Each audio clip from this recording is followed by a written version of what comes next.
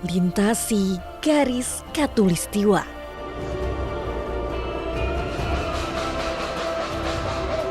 Ritual sakral.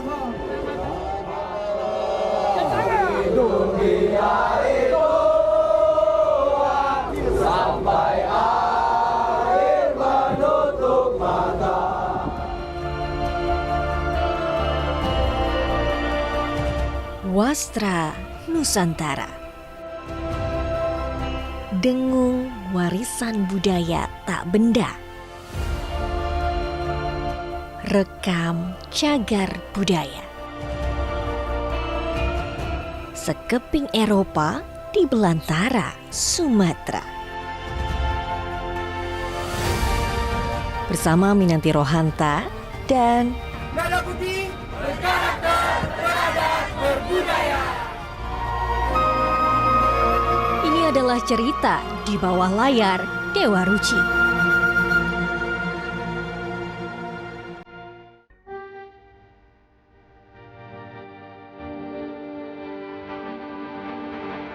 Muhibah Budaya Jalur Rempah 2024 Batch 1 masih berlangsung dari Belitung Timur menuju Riau. Pelayaran kami lalui selama 4 hari di perairan Selat Malaka dengan titik berlabuh di Dumai. Dalam rute pelayaran Belitung Timur menuju Dumai, ternyata kami akan melalui garis khatulistiwa. Inilah momen bersejarah bagi pelaut dengan ritual sakral mandi khatulistiwa. Kami pun tidak pernah tahu hari apa, di jam berapa mandi khatulistiwa akan dilakukan. Ternyata 14 Juni 2024, tepat pukul 5 pagi, suara gemuruh membangunkan kami untuk segera berkumpul di geladak kapal.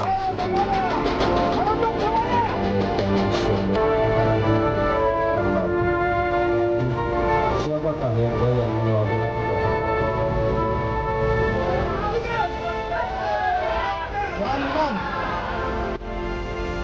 Selanjutnya Sharon Mantis.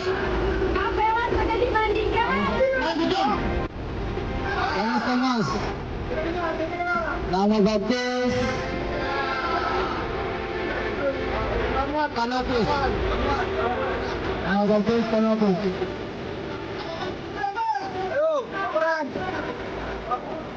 Anggota TNI AL berlakon berbagai peran. Laskar Rempah beserta undangan dalam Muhibah Budaya Jalur Rempah dianggap orang-orang darat yang masih memiliki tubuh dan jiwa yang kotor, sehingga harus disucikan. Jadi inilah prosesi mandi khatulistiwa di mana kita melintas dengan garis khatulistiwa, kita dibangunin dengan suara yang sangat kencang, lalu disuruh keluar kamar, langsung jalan jongkok menuju geladak kapal.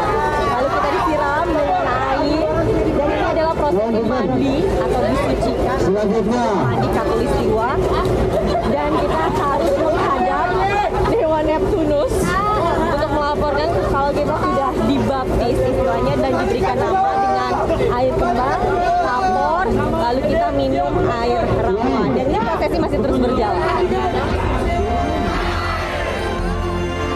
Usai mandi khatulistiwa, saya pun penasaran terkait dengan ritual sakral ini. Itu sebenarnya suatu tradisi bagi para pemula atau pelaut-pelaut muda seluruh dunia yang dilaksanakan pada saat pertama kali melewati garis khatulistiwa supaya menimbulkan kebanggaan terhadap profesi sebagai pelaut. Tradisinya sama, perangkatnya sama. Dikisahkan Dewa Neptunus adalah Guardian of Seven Seas, penguasa 7 samudra, yang mempunyai istri bernama Dewi Ampitri dan punggawa bernama Devi John.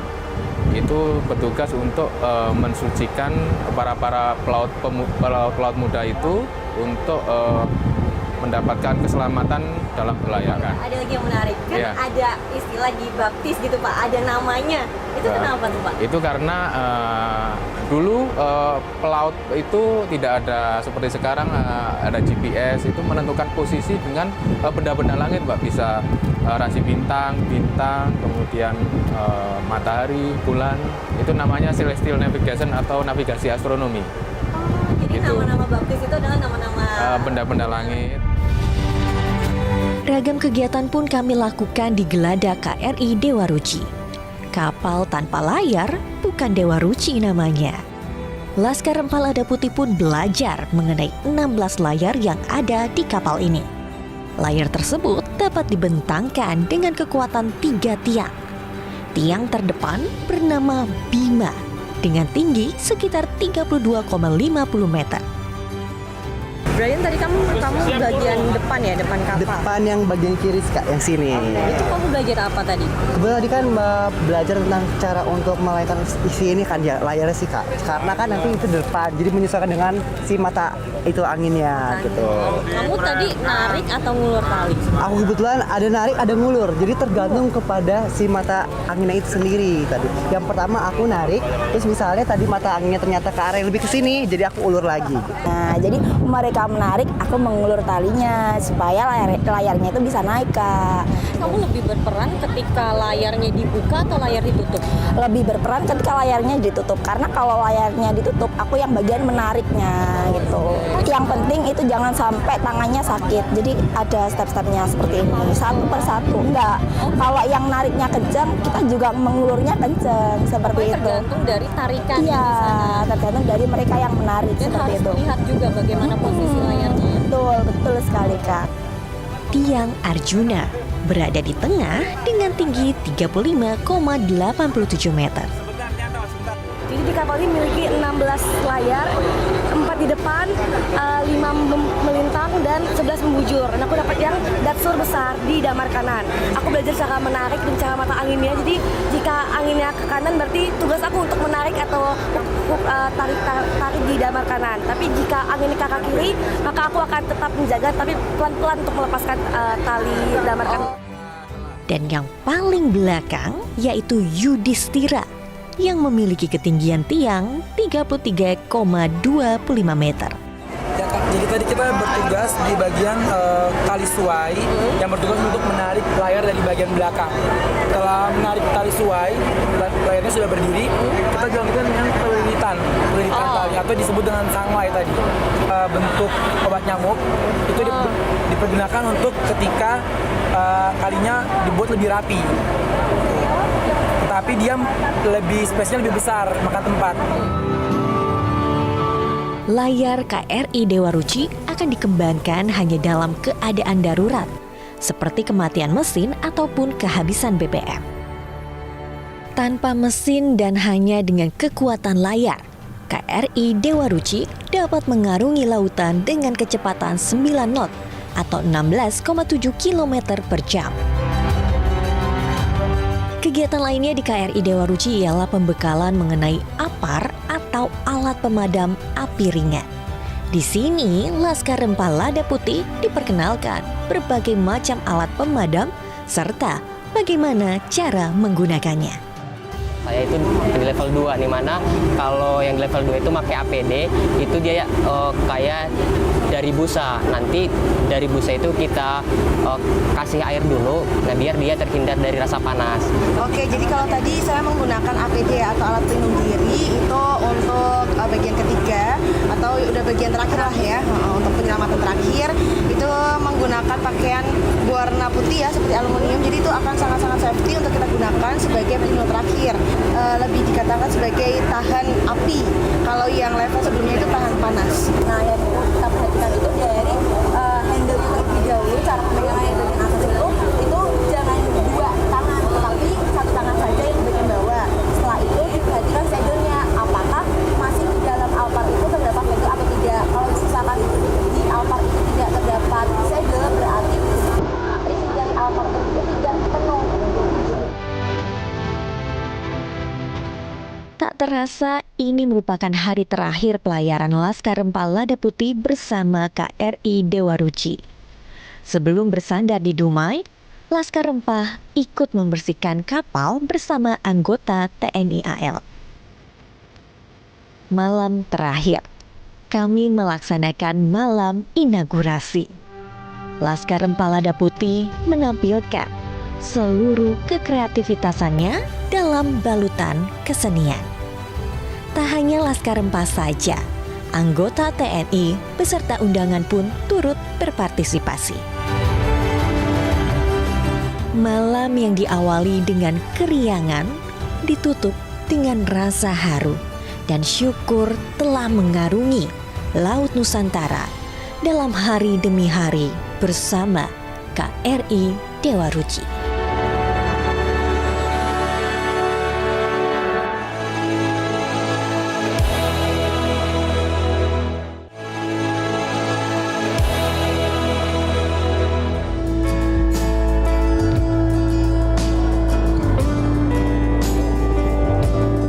Setelah 4 hari 3 malam berlayar dengan KRI Dewa Ruci, akhirnya sampailah kami di kota idaman Dumai, Provinsi Riau. Tari persembahan khas Riau pun menyambut Muhibah Budaya Jalur Rempah.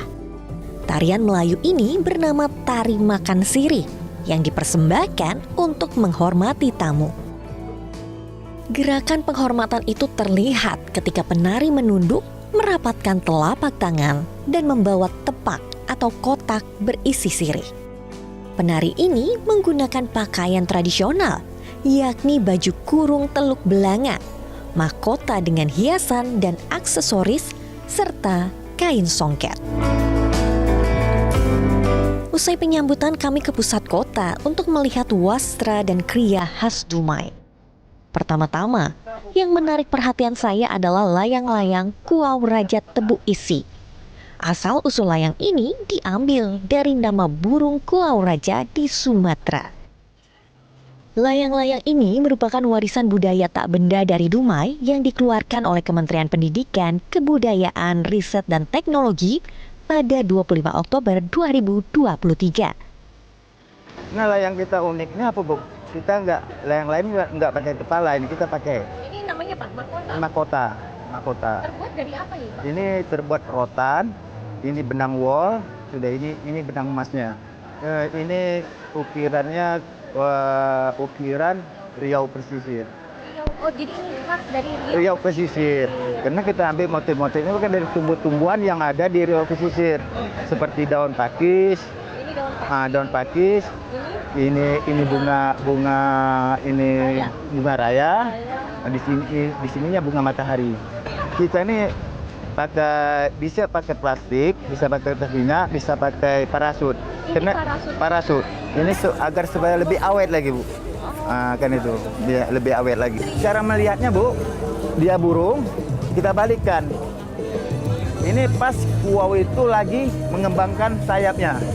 Jadi seperti ini baru terlihat. Baru terlihat. Jadi ini kepalanya kuau itu biasanya kalau dia ngembangkan sayap kan kepalanya ke bawah. Proses pembuatan layang-layang ini bisa memakan waktu 1 hingga 2 bulan. Waktu akan tersita untuk tebuk isi atau melubangi kertas dengan ragam motif, lalu diisi dengan kertas berwarna. Ukuran layang-layang pun ternyata bisa mencapai 1,5 meter loh, travelers. Selain layang-layang, ragam jajaran kuliner khas Dumai pun menarik perhatian saya. Ini adalah cemilan atau makanan ringan khas Riau, namanya lempeng sagu. Terbuat hanya dari 3 bahan saja ya, Bu? Sagu, kelapa, garam. Air garam. Oh. Dan cara masaknya cukup unik ya, Bu? Harus ditekan. Ya, kalau nggak nyatu dia. Dia kalau nggak ditekan. Dan tidak boleh lama-lama juga ya, Bu ya? Ya. Pokoknya kalau ada lagi kuning, agak kuning itu masak ya. Dan makannya harus dengan sambal teri. Ya, sambal ikan teri. Bisa juga pakai gula pasir. Oh, oke, tapi itu ya, Bu, pilihannya. Rasanya manis. Kalau ini kan rasanya Makanan khas Melayu ini biasa disajikan untuk sarapan. Dan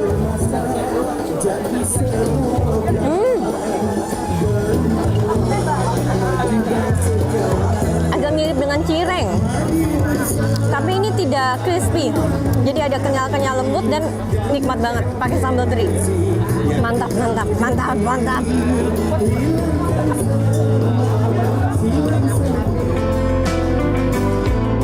Dumai memiliki wastra nan cantik.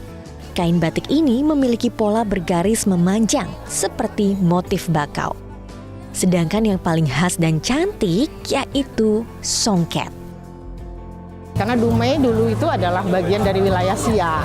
Produk-produk di dalam arus pelayaran dan perdagangan itu ada salah satunya tenun siak. Nah, tenun siak itu dulu mengambil pengrajin-pengrajin, belajar pengrajin gitu ya dari Terengganu, Malaysia. Kalau misalnya dari songket ini mungkin dari motif nggak ya Bu ya? Untuk yang pembedanya gitu. Motif mungkin hampir sama kalau motif ya. Pucuk rebung, bunga manggis dan seterusnya. Itu sih hampir sama, tapi mungkin tekniknya itu ya teknik pembuatannya yang barangkali tentu bisa berkembang. Usai mendengarkan penjelasan dari Bu Wiwik, saya pun dan Laskar Lada Putih akan melihat Kabupaten Siak dengan rekam jejak sejarahnya.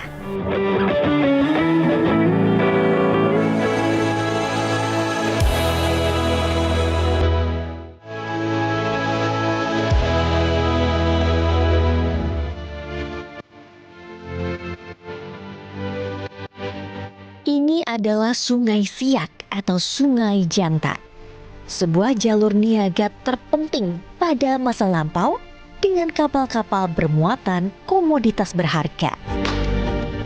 Sungai ini berperan besar sebagai jalur pelayaran dan perdagangan rempah-rempah hingga menjadikannya kekuatan besar perdagangan di Selat Malaka. Berbagai daerah hingga negara seperti Johor, Belanda, dan Pagaruyung pun selalu berebut peran. Mengutip dari infopublik.id, pada tahun 1858, kapal hilir mudik setelah perjanjian Siak dengan Belanda yang dikenal dengan nama Traktat Siak.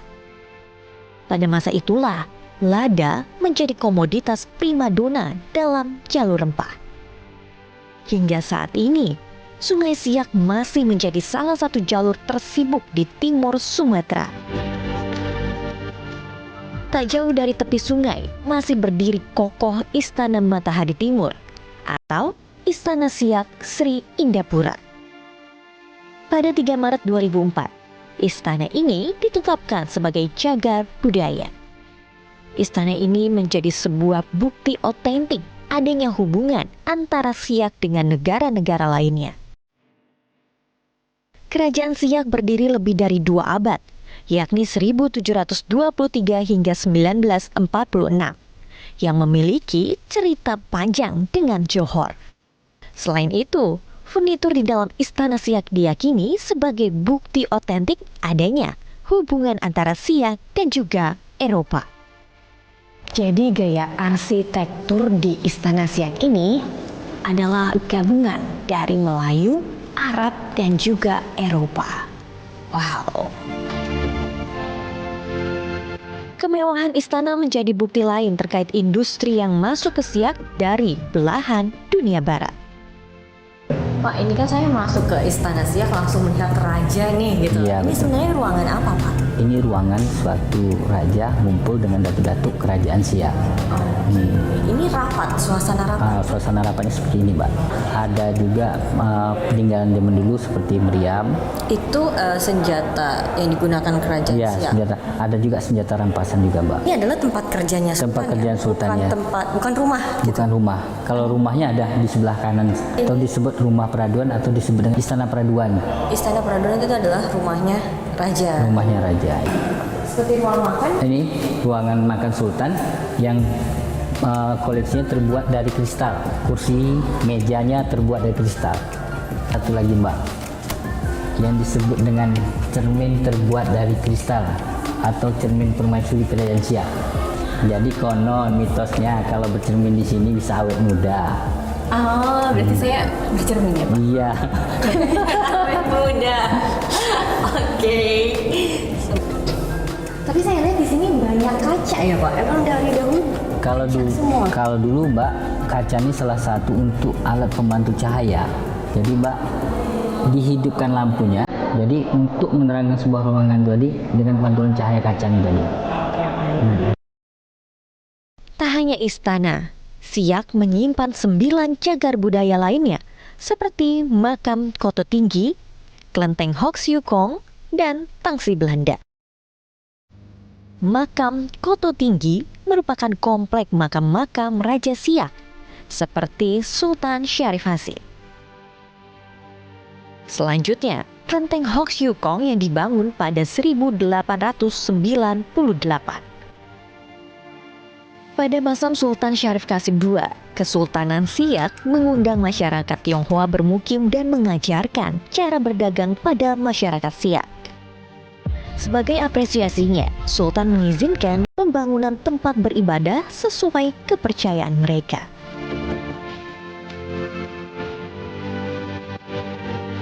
Beralih ke bangunan cagar budaya sisa peninggalan Belanda sejak 3 abad yang lalu. Tangsi Belanda ini dahulunya adalah tempat perlindungan dan pertahanan bagi tentara Belanda. Nah, bagian depan adalah kantor, sedangkan belakang saya ini sekolah rakyat. Tapi Tangsi Belanda ini memiliki luas 1 hektar. Tidak hanya bangunan itu saja, ada juga gudang senjata, ada asrama, ada penjara, ada tempat logistik. Dan dilihat ini tuh berdampingan dengan sungai yang konon dahulunya ini adalah tempat untuk melihat istana Siak yang memang berada di seberangnya. Tata letak Tangsi berada di selatan sungai yang memungkinkan Belanda untuk mengintai kapal-kapal yang masuk dari Sungai Siak.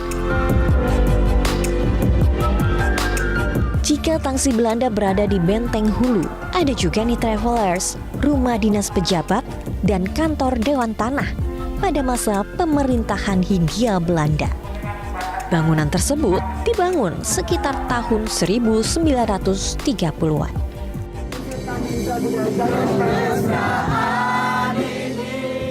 Jejak jalur rempah yang tertinggal di Dumai dan Siak menjadi sebuah perjalanan yang harus digemakan menuju warisan budaya dunia ke UNESCO.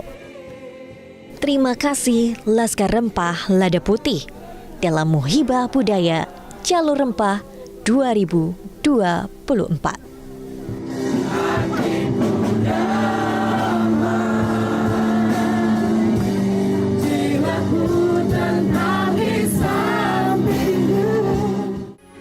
Metro TV. Jelajahi cara baru mendapatkan informasi. Download Metro TV Extend sekarang.